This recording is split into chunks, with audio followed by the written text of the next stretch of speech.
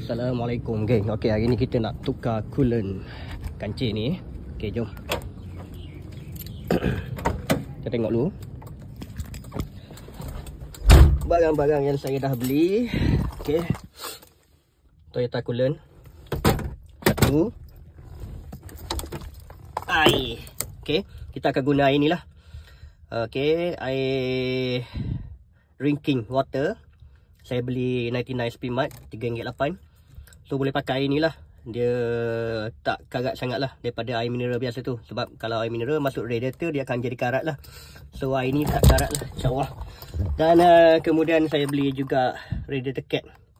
Okay, benda ni pun penting. Kalau temperature naik, rajin-rajin lah cek benda ni. Takut dia rosak. Ni salah satu punca jugalah temperature naik. Okay, so saya beli ni. Ni harga dia RM14 tadi. Saya beli kedai spare part. Yang ni 17. Yang ni RM3.8. So kira sendirilah berapa modal nak tukar coolant. Okay. Okay, jom, let's go. Okay, nak tukar coolant ni senang je. Korang buka ni je, radiator cap ni. Tapi ni masih panas lagi. Korang tunggu sejuk dulu. Ni pertama lah korang buka. Okay.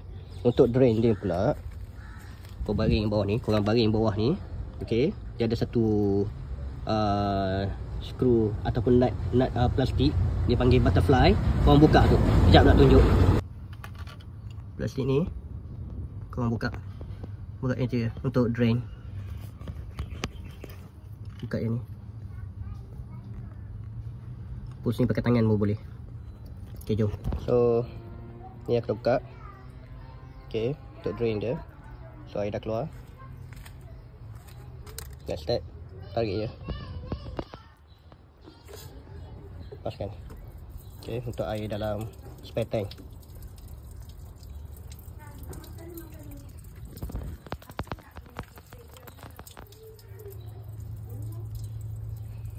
Inilah sebab kalau tak ada coolant, dia akan karat lah.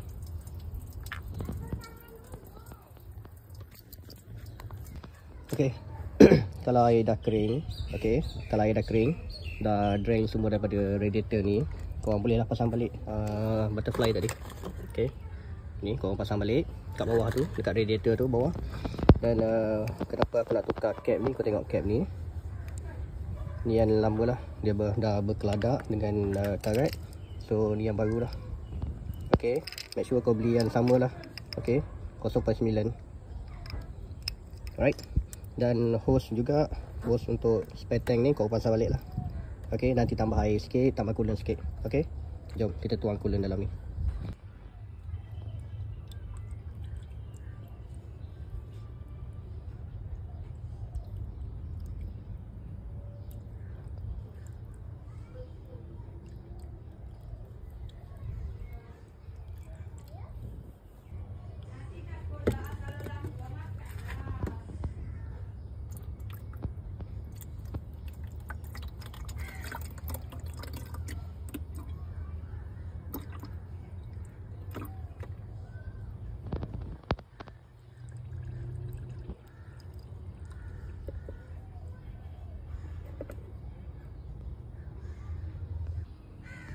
Okay, kalau korang dah tambah air, okay, dah penuh macam ni, korang start engine. Okay. Dan tunggu sehingga kipas berjalan ya. Okay, korang start engine, tunggu sampai kipas jalan. Kemudian air tu dalam radiator tu akan kurang, korang top up balik. Top up sampai dia penuh. Dan ulang beberapa kali lah. Okay, kemudian boleh tutup cap dan habis lah, siap lah. Okay. Okay, kipas dah jalan, korang nampak air kurang ni, korang tambah ya.